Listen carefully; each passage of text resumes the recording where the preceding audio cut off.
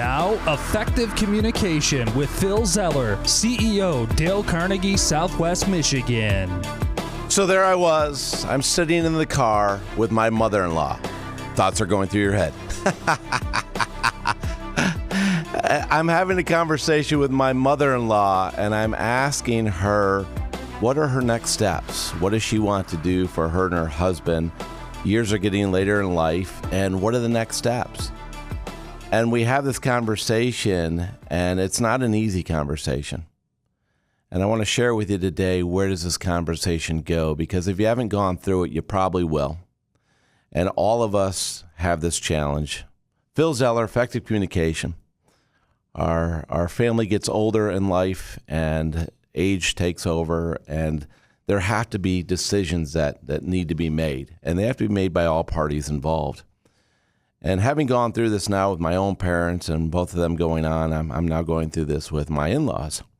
And as I'm sitting in the car with my mother-in-law and we're talking about next steps, I could definitely sense there was an uneasiness in the conversation. And these conversations are never easy to have, and yet they need to be had. So as we're having this conversation, she says, I just don't want to be a burden on anybody. I don't want to be a burden. And I said, I hear you, and that's really good that you don't want to be a burden. What do you want to be? What do you want to be? And she stopped and she looked at me and she gave me this expression like, I don't know what you're asking. And of course, I read the expression to understand she has not given herself permission to take control of the situation.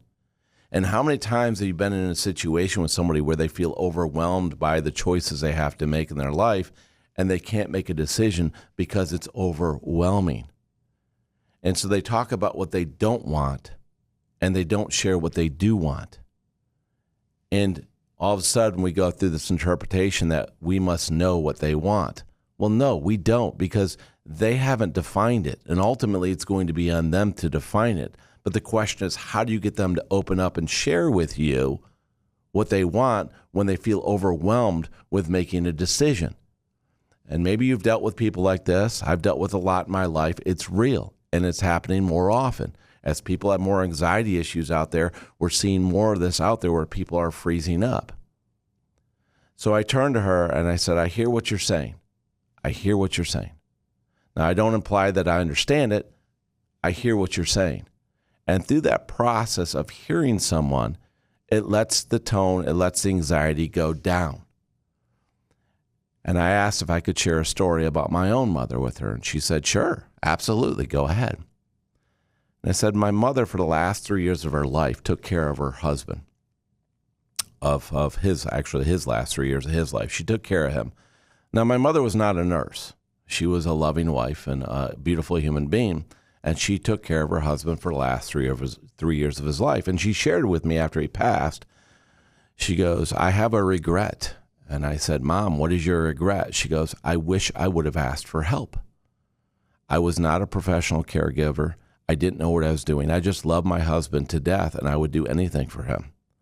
And she goes, but the last 3 years taking care of him, there were situations where physically and mentally, I couldn't handle it.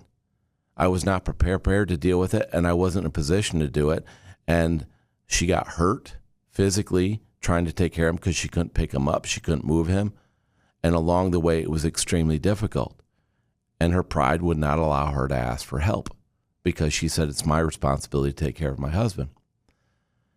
And as I shared this story with my mother-in-law, you could see her kind of just eyes light up. And she became very interested in this story that my mother had shared with me when she was alive. And so I said, my mom, she might get upset with me sharing this story with you. I said this to my mother-in-law. I said, but that being said, she would want you to hear this story.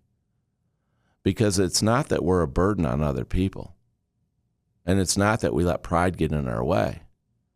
Our challenge is, are we realistic with the situation?